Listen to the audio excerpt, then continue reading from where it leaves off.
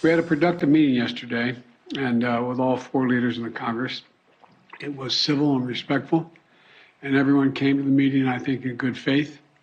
I'm confident that we'll get the agreement on the budget, that America will not default. It is possible to get a deal by the end of the week. It's not that difficult to get to an agreement. Welcome back. That, of course, President Biden and the House Speaker Kevin McCarthy, who are seemingly closing the gap, but still a bit far apart as they run short on time to make a debt ceiling deal. Joining the panel now is NewsNation political and economic contributor Mick Mulvaney. Mick, good to have you in.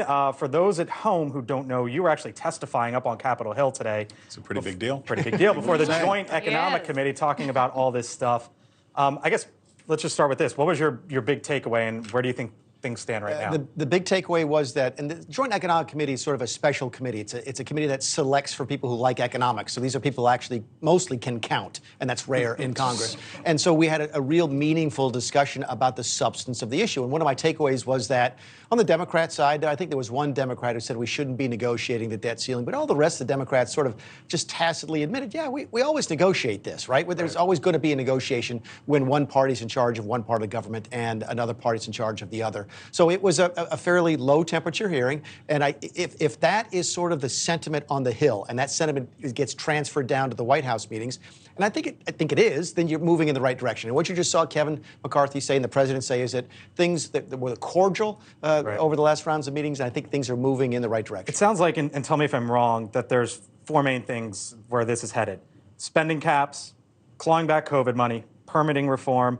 and work requirements for social reforms. Is that it? Yeah, well, and the other variable would be how long do you suspend the debt ceiling for? So that's the fifth piece, right? Okay. What do you negotiate? Is it 2 years? Is it 3 months? That's the other moving piece. But I think that's fair, yeah. Got it.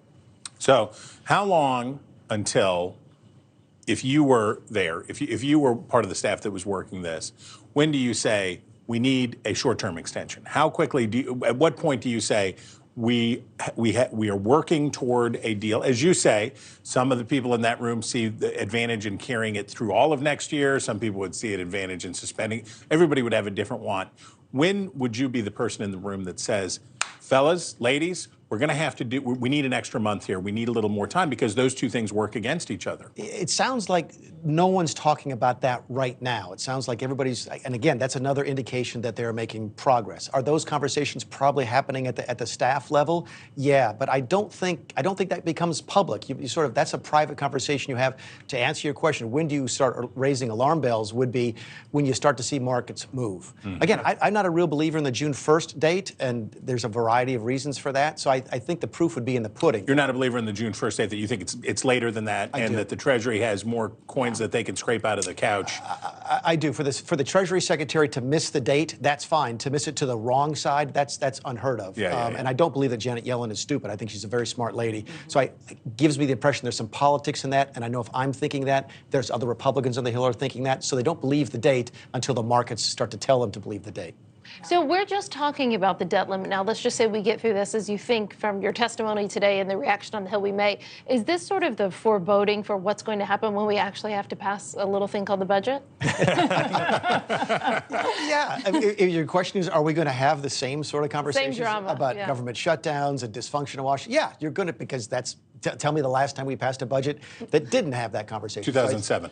With the Democrats, when I believe the Democrats were in charge of all three branches, so and had 59 or 60 votes, I think, in the House, but maybe I'm wrong about that.